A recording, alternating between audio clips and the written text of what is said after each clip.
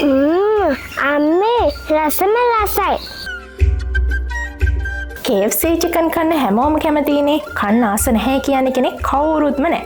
ඉතින් අපි අද ගෙදරදිම හදන්න යන්නේ කඩේ රසටම KFC චිකන්. අපි මුලින්ම චිකන් ටික මේ විදියට ඉරි ගහගෙන ලුණු වතුරේ පැය භාගයක් විතර දාලා තියාගන්න ඕනේ.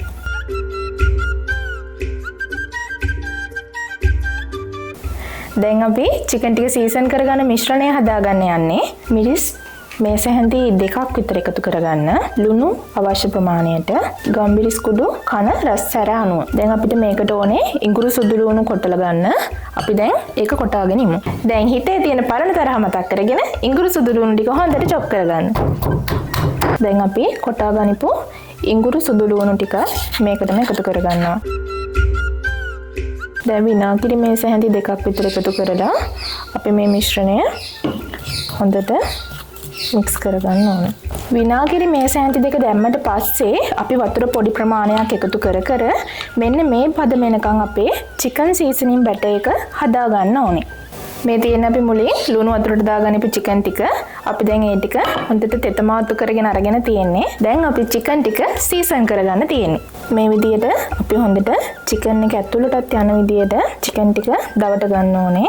අපි දැන් චිකන් ටික සීසන් වෙන්න පැය භාගයක් විනාඩි 45ක් විතර හොඳට වහලා තියාගමු.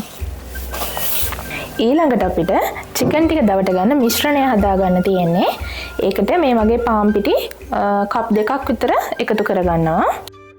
දැන් අපි මේ පාන් පිටි ටිකටම කෝන් ෆ්ලවර් මේස හැඳි 3ක් විතර එකතු කරගන්නවා. දැන් මේකට එකතු කරනවා බේකින් සෝඩා මේස හැඳි 1ක්, මිරිස් කුඩු මේස හැන්දක්, ලුණු අවශ්‍ය ප්‍රමාණයට, ගම් මිරිස් කුඩු මේස හැඳි භාගයක්. දැන් අපි මේ ටික හොඳට මික්ස් කරගන්න ඕනේ. අපි දැන් මේ පිටි මිශ්‍රණයෙන් කප් භාගයක් විතර අයින් කරගන්නවා අපේ බැටර් එක හදාගන්න. අපි දැන් මේ බැටර් එක හදාගන්න මේකට බිත්තරයක් එකතු කරගන්නවා.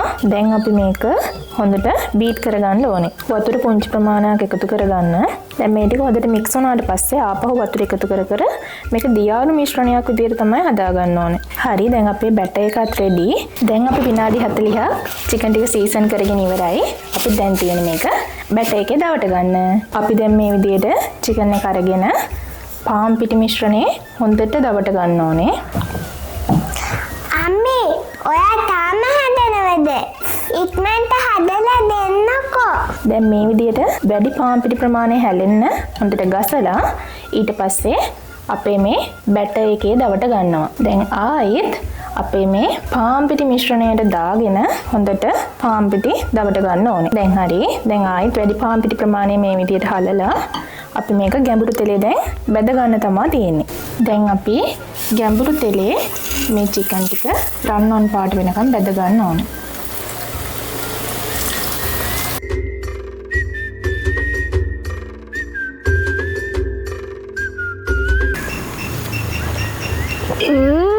අම්මේ රසම රසයි.